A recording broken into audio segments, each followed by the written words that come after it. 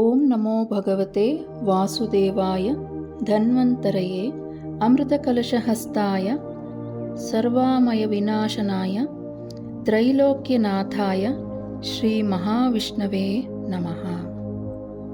Namaste all.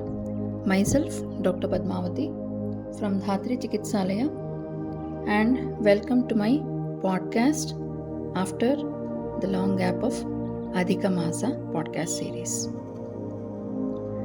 And today's topic is Asthi Bala, that is building strong bones the Ayurvedic way. So coming to the topic, we are understanding that quietly holds up everything else in our lives, that is our bones. This is not a dramatic health topic. There is no sudden symptom knocking at the door until one day there is a slip in the bathroom, a fracture that takes months to heal, a stoop that wasn't there 5 years ago. For women, this conversation matters even more. After 40, and especially after menopause, our bones lose density faster than we imagine. That too quietly, without warning. Today, we shall look at this from two directions that actually meet in the middle. The classical wisdom of Ayurveda, Charaka, Shushruta, Vagbhata, and the practical lifestyle and exercise science that we can start applying today. So let's begin. Are you all ready? Yes. There's something most women are never been told. That is, we build almost all our lifestyle bone mass by our late 20s. Yes, you heard it right. After that, it is about preserving what we have. Then comes the menopause. As estrogen declines, bone loss can speed up dramatically in the years around it. That is well documented in modern science as well. And it is exactly the life stage Ayurveda calls the Vata Pradhana Kala. That is, the Vata dominant phase of life where we can feel the dryness, depletion, instability naturally increasing in our body. And adding on to this, our lifestyle. We are sitting on the desks instead of working in the fields. We are using elevators instead of stairs. Usage of sunscreen and indoor days instead of morning sun. And the diets that have quietly dropped ragi, tila, that is sesame, and homemade ghee with polished processed convenience. And there is a cultural pattern too. Women who spend a lifetime feeding everyone else first and their own nourishment last, especially through pregnancy and breastfeeding, when the body draws heavily on its own calcium reserve for the child. Osteoporosis is often called a silent disease. The first sign for many women is a fracture. That's exactly why this conversation needs to happen before the crisis and not after it. Now coming to Ayurveda and specifically the Asthi Srotas. Asthi means bone. Srotas, these are the physiological channel system governing the bone tissue, that is the Asthi Dhatu. In Ayurveda, the Sapta Dhatu framework, that is, the 7 tissues have been described in our classical text. Asthi is the 5th dhatu, formed in sequence after Rasa, Rakta, Mamsa and Meda, and in turn nourishing Majja, the bone marrow, and eventually the Shukra. And in Charaka Samhita, one of the classical texts, Charaka says he places Asthi in a special relationship with Vata dosha. the bones are described as the primary seat, that is the adhisthana of Vata in the body. That is why Vata aggravating factors like excess dryness, irregular routine, fasting, exposure to cold, overexertion, anxiety, and aging itself are understood to directly weaken Asthi Dhatu over the time. That's why Charaka's dietary counsel, he repeatedly returns to unctuousness, warm, grounding foods like kshira, that is the milk, and ghrita among them, that is the ghee, as milk and the ghee as building material for the deeper dhatus, including the bone. And now coming to Shushruta, as we know, he is the great teacher of surgery and structural anatomy. In his Samhita, Shushruta Samhita, in Sharirasthana, while describing the Srotas, he tells the name, the Moola of the root or origin of Astiva Srotas as Jangha, that is the pelvic hip region, and the Meda, the fatty tissue. This is remarkably precise observation. Why we are studying all these Samhitas, why we are understanding today is, we will come to know now. He is telling that Astiva Srotas origin is Jangha, the pelvic hip region. And pelvis is one of the richest site of bone marrow and among the first regions where bone density loss shows up on modern scan. And the Medo Asti links mirror that we understood about fat metabolism, hormones, and bone remodeling. Shushruta gives Ayurveda classical count of skeletal system long before, that is over 300 bones, reflecting a highly developed structural understanding of the body for its time. And coming to the finally Vagbhata, who brings Charaka and Shushruta together in his Ashtanga Hridayam and Ashtanga Sangraha, he tells, summarizing that the Dinacharya, the daily regimen, prescribing Abhyanga, that is warm oil massage, especially with Tilataila, that is the sesame oil, as a daily Vata pacifying practice, applied with particular attention to the joints and the spine. He reinforces Rutucharya, that is seasonal regimen, recommending more oil, warmth, and grounding routine during Vata dominant seasons like winter. And in his chapters on Rasayana rejuvenation therapy, he includes tissue nourishing and strength promoting substances that later formulations which build on for bone and joint support. So combining all this, the bone health in Ayurveda is inseparable from Vata balance that we have understood now, combining all Charaka, Shushruta and Vagbhatacharyas. That it is not just what enters through the diet, but by the oil, warmth, routine and stability. And coming to the yoga philosophy, it gives a beautiful companion. In Taittiriya Upanishad, in previous podcast, we understood that our body is made up of 5 koshas. Yes, right?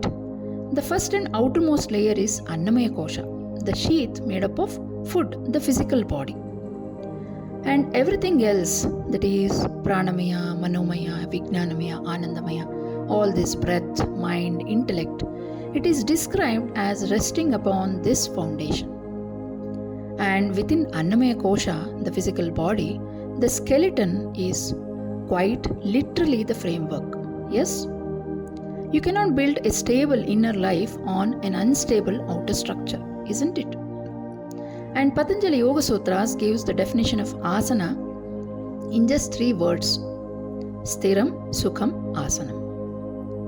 The posture which is steady and comfortable. Sthira means steady, Sukha means comfortable. That is called asana. So, asana is not just a mental quality, it should be built physically. Yes, you're right. Through dridata, firmness. That is a very structure that holds up upright our bones. A shaking, weak skeletal frame cannot hold a truly steady seat for pranayama or meditation. If your asana siddhi is not happening, if you're not able to sit for a long time with a weak bone, what is the purpose? So in this sense, strong bones are not separate from spiritual practice. They are its little seat. And yoga was never about flexibility. It is weight bearing, grounding, standing postures were always part of building the sthirata needed for everything that comes after. So coming to the practice, some practical shifts. Let us understand how can we adopt to make our bone strong. It's a few practical aspects which is mainly rooted in dinacharya and rutucharya. As you know, it is very essential to follow a daily routine and also the seasonal regimen, as I have been stressing all these days. So daily practices, we can wake with the sun wherever it is possible. That is Brahmi Muhurta or during the Surya Udaya Kala, sunrise time, and take 15 to 20 minutes of gentle morning sunlight. This supplies natural vitamin D synthesis, which is essential for calcium absorption. And Abhyanga, a few minutes of warm Tila Tela, that is sesame oil, elenne, self massage, especially over joints and the spine, at least few times a week. And keep a regular routine for meals and sleep, because irregularity is classically one of the fastest ways to aggravate Vata. Vata and Asthi, the bone, is interlinked, as we have understood before. And the food for Asthi Dhatu, mainly the sesame seeds, yellow, and the ragi, the finger millet, both traditional calcium-rich staples, easy to be included daily. That you can start including daily. And warm milk, that is kshira, which is ideally can be taken with a pinch of turmeric or dry ginger. And moderate use of grita, that is ghee, for grounding the nourishment. Apart from this, leafy greens and warm cooked, lightly oiled meals, it should be warm because it will be vata pacifying. And try to avoid cold, dry, raw or highly processed food. You can identify which is dry, cold, processed food. And we have to reduce the excessive fasting or skipping the meals, there which aggravates vata and depletes deeper tissues over the time. And also avoid excessive caffeine, carbonated beverages which interfere with calcium balance, like Coca-Cola, all those beverages. Please avoid. Prolonged sitting and long stretches with no movement, sitting on the desk for a long time without any movement, where the bone like muscle responds to being used. We have to be reducing all those activities. Become more active. Take a break in between every half an hour. Then for asanas, like for improving the bone strength, we can use Tadasana, where the axial load through the spine and legs and a direct embodiment of Sthiratva is maintained. And Vrikshasana, where the training is being done for the coordination, which also reduces fall risk. And Trikonasana, Virabhadrasana. Trikonasana, triangle pose. Virabhadrasana, warrior pose. It strengthens the legs, hip and the spine under body weight load. And also Setubandhasana, the bridge pose, which engages the spine and the pelvis, the very region Shushrutacharya names as the root of Asthi Bala. And last but not the least, Surya Namaskara, which is practiced at a steady pace.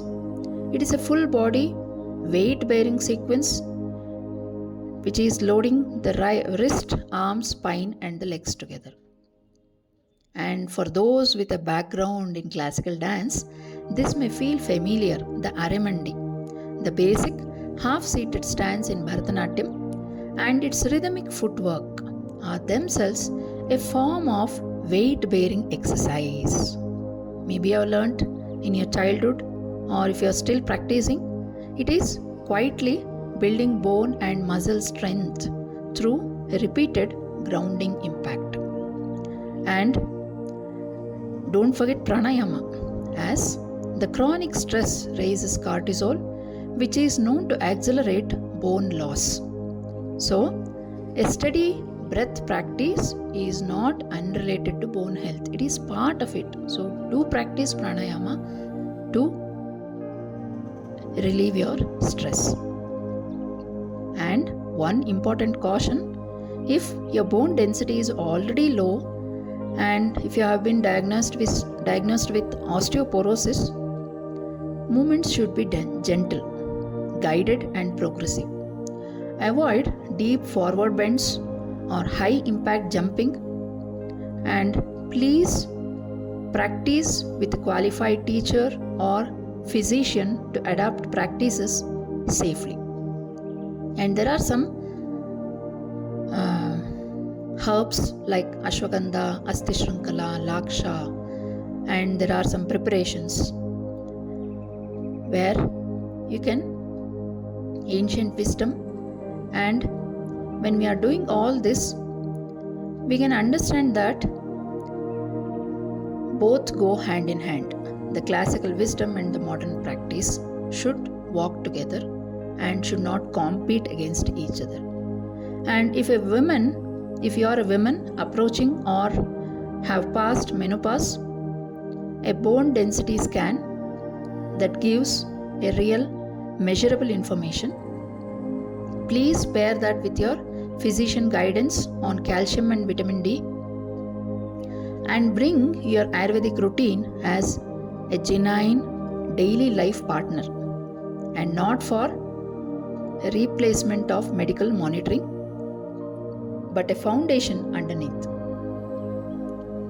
So, every step in a dance, every asana held a little longer, every ordinary task of the day, carrying a bag, climbing stairs, lifting a grandchild, rests quite literally on the strength of our bones.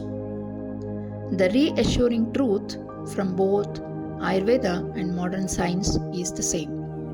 It is never only about repair, it is about building reserve.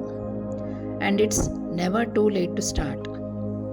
So here's one thing to carry from today. Only one thing. Pick one small habit: a morning walk in the sun, a weekly abhyanga, that is oil massage, one yoga or asana held with attention, and start to begin this week. Please take care of your Asthi Dhatu, and it will carry you steadily and for a lifetime. Namaste, and thank you for your patient listening. See you soon. Hari Om.